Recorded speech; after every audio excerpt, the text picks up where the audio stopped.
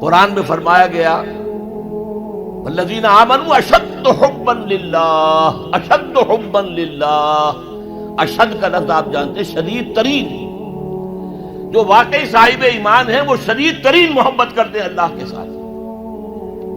اور رسول نے اپنے بارے میں فرما دیا بہت خوبصورتی سے، لا یؤمن احدکم حتی اکون احب الیہ من والدہ وولدہ والناس اجمعین، تم میں سے کوئی شخص مومن نہیں ہو سکتا جب تک کہ میں اسے اس کے باپ سے، اس کے بیٹے سے اور تمام انسانوں سے زیادہ محبوب نہ ہو جاؤں۔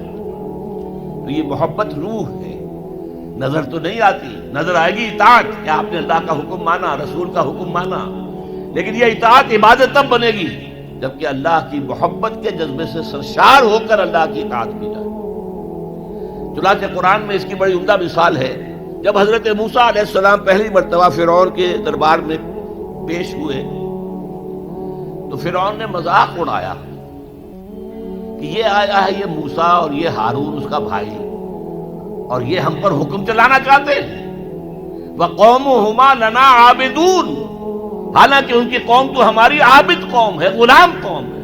اب یہاں عبادت کے کیا معنی ہے؟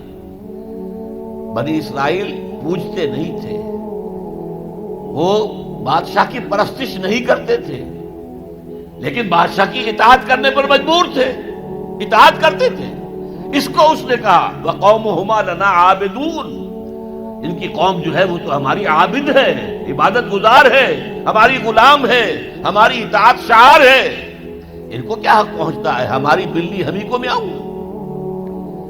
اچھا کوئی شخص کہہ دے کہ یہ تو فرعون کا لفظ ہے، آپ اسے دلیل کے طور پر لے آئے، اللہ کا لفظ تو نہیں ہے یہ، تو وہ بھی سن لیجئے۔ ایک دوسری ملاقات میں حضرت موسیٰ علیہ السلام نے جب دعوت پیش کی تو فرعون نے طنز کیا، الم نربک فینا ولیدا، اے فرعون، اے موسیٰ تم وہی نہیں ہو جسے ہم نے اپنے گھر میں پالا پوسا تھا۔ اللہ تعالیٰ کے حکم سے حضرت موسیٰ کو تو ایک صندوق میں بند کر کے دریائے نیل میں ڈال دیا تھا ان کی والدہ نے۔ وہ محل کے پاس سے گزر رہا تھا کہ وہاں کچھ عورتیں جو ہے دریا پر آئی ہوئی تھی نہانے وغیرہ کے لیے، انہوں نے وہ تابوت جو تھا صندوق وہ پکڑ لیا، اس میں حضرت موسیٰ نکلا ہے، اور اتنے خوبصورت تھے یہ فوراً سمجھ میں آ گیا تھا یہ کوئی اسرائیلی ہے، اور اسرائیلی بچوں کے بارے میں حکم تھا کہ فوراً قتل کر دو، اگر لڑکا ہو، لڑکی ہو تو زندہ رہنے دو۔ لیکن یہاں حضرت آسیہ تھی، فرعون کی ایک بیوی جو مسلمان تھی، بنی اسرائیل میں سے تھی، انہوں نے کہا فرعون سے لا تقتلوہ، مت قتل کرو، قرۃ عین لی ولک، دیکھو ہمارے ہاں اولاد نہیں ہے، یہ تو میرے اور تمہارے لیے آنکھوں کی ٹھنڈک بن جائے گا، دیکھو کتنا خوبصورت بچہ ہے، لہذا ان کو قتل نہیں کیا گیا۔ اللہ تعالیٰ نے ایک جگہ سورہ طٰہٰ میں احسان گنایا ہے حضرت موسیٰ پر، وَأَلْقَيْتُ عَلَيْكَ مَحَبَّةً مِّنِّي، میں نے اے موسیٰ تم پر اپنی محبت کا پردہ ڈال دیا تھا، ایسی محبت خدا بندی، ایسا ان کا جذبہ ابھرا لوگوں کے اندر کہ حضرت موسیٰ کو غضب نہیں پہنچایا گیا، محل میں پلے ہیں۔ تو اس کے بعد فرعون کی اس وقت تک اولاد نہیں تھی، بعد میں اولاد ہو گئی، لیکن وہ جو بعد میں اولاد ہونے والا جو ہے پیدا ہونے والا شہزادہ، وہ حضرت موسیٰ کو اپنا بڑا بھائی سمجھتا تھا۔ تو حضرت موسیٰ کو جب تانا دیا الم نربک فینا ولیدا، اے موسیٰ تم وہی نہیں ہو جسے ہم نے بچپن میں پالا پوسا تھا، ہمارے ٹکڑوں پر پلے اور آج ہمارے منہ کو آ رہے ہو۔ اس کا جواب کیا دیا حضرت موسیٰ نے؟ وَتِلْكَ نِعْمَةٌ تَمُنُّهَا عَلَيَّ أَنْ عَبَّدْتَ بَنِي إِسْرَائِيلَ، بڑا احسان کیا تو نے کہ مجھے اپنے گھر میں پال دیا اور میری ساری قوم کو غلام بنا رکھا ہے۔ ان عبدت بنی اسرائیل، یہاں بھی لفظ عبادت آیا، تو لفظ عبادت کا پہلا اطلاق اطاعت پر ہے، البتہ اس کی روح جو ہے وہ محبت ہے، روح نظر نہیں آئے گی، جسم نظر آئے گا، لہذا عبادت کا جسم اطاعت، اللہ کی اطاعت ہمہ تن ہمہ وقت ہمہ وجوہ، اور اللہ کی اطاعت کا راستہ اللہ کے رسول کی اطاعت۔ بمصطفیٰ برساں خیش را کے دی ہمہ اوست، اگر بہو نہ رسیدی تمام بول حبیست، اپنے آپ کو مصطفیٰ صلی اللہ علیہ وسلم کے قدموں میں پہنچا دو، اگر وہاں تک نہیں جاؤ گے تو یہ سب بول حبی ہے، پھر باقی ساری باتیں جو ہے اس کا اسلام سے کوئی تعلق نہیں، اور حضور کی حدیث میں آپ کو سنا چکا۔ لا یؤمن احدکم حتی اکون احب الیہ من والدہ وولدہ والناس اجمعین، تم میں سے کوئی شخص مومن ہو ہی نہیں سکتا جب تک کہ میں اسے تمام انسانوں سے، یہاں تک کہ اپنے باپ سے، اپنے بیٹے سے بھی زیادہ محبوب نہ ہو جاؤں۔ اب ایک نقطہ اور سمجھیے کہ میں نے بھی مانا نماز بھی عبادت ہے، روزہ بھی عبادت ہے، یہ عبادات ہے، تو کیا تعلق ہے ان عبادات کا اس عبادت کے ساتھ جس کی تم بات کر رہے ہو؟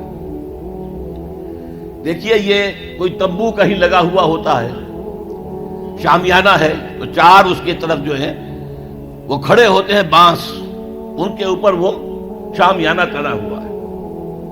چار عبادتیں اللہ نے دی ہیں انسانوں کو، مسلمانوں کو، اہل ایمان کو، تاکہ بڑی عبادت کر سکیں۔ یہ بڑی عبادت ہمہ وقت، ہمہ تن، ہمہ وجوہ اللہ کی اطاعت کرنا آسان کام نہیں ہے۔ ہمارا نفس ہے جو برائی کی طرف ہمیں آمادہ کرتا ہے، شیطان لعین ہے، اس کی صلبی اور مانوی ذریت ہے، وہ ہمیں برائی کی طرف دھکیلتے ہیں۔ پھر مال کا لالچ ہے، وہ ہمیں بری طرف دھکیلتا ہے۔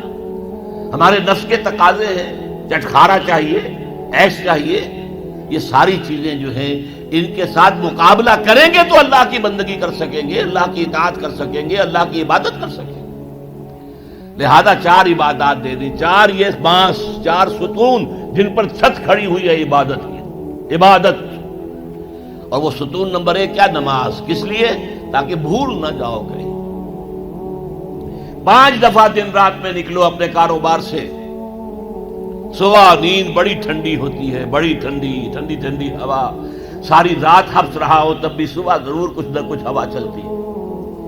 مریض ساری رات تڑپتا رہا ہو لیکن صبح کے وقت آ کر اسے کچھ نہ کچھ سکون آتا ہے۔ تو فجر کی نماز کی اذان ہو گئی ہے، سن لی ہے، لیکن لیٹنے کو جی چاہ رہا ہے۔ اس کے خلاف جد و جہد کریں گے، اپنے نفس کے خلاف، تبھی تو اٹھیں گے نا۔ آؤ اٹھو، جاؤ مسجد میں، اللہ سے اپنا عہد جو ہے جو تم نے کیا ہوا ہے، بندگی کا عہد، جاؤ تازہ کرو اسے۔ 4 رکعتوں میں 4 دفعہ کہو ایاک نعبد و ایاک نستعین، اے اللہ ہم تیری ہی بندگی کرتے ہیں، تجھ ہی سے مدد مانگتے ہیں۔ پھر تم دھندا کرو گے، کاروبار کرو گے، دفتروں میں جاؤ گے، پھر ظہر کے وقت پھر آ جاؤ مسجد میں، پھر عہد تازہ کرو۔ پھر کوئی تھوڑا سا قیلولہ کر لیا، کوئی تھوڑا سا آرام کر لیا، کچھ کھانا کھایا، پھر گئے اپنی دکان پر، لیکن پہلے عصر کی نماز پڑھ لو، پہلے تم اپنا عہد جو ہے پھر تازہ کر لو، پھر غروب وقت، غروب سورج کے وقت پھر تازہ کرو، رات کو سونے سے پہلے پھر تازہ کرو۔ حفیظ جالندری کا بڑا عمدہ شعر ہے کہ سرکشی نے کر دیے دھندلے نقوش بندگی، آؤ سجدے میں گرے لوح جبیں تازہ کرے۔ یہ ہماری یہ سلیٹ ہے، لوح تختی ہے، اس پر لکھا ہوا کہ ہم اللہ کے بندے ہیں، لیکن سرکشی جو اندر سے آ رہی ہے نفس کی، اس نے اس لوح کے اوپر جو لکھا ہوا ہے ہم اللہ کے بندے ہیں، اسے دھندلا کر دیا ہے۔ آؤ سجدے میں گریں، زمین پر اپنی اس پیشانی کو رگڑیں تاکہ وہ جو نقش ہے بندگی کا وہ تازہ ہو جائے۔ سرکشی نے کر دیے دھندلے نقوش بندگی، آؤ سجدے میں گریں لوح جبیں تازہ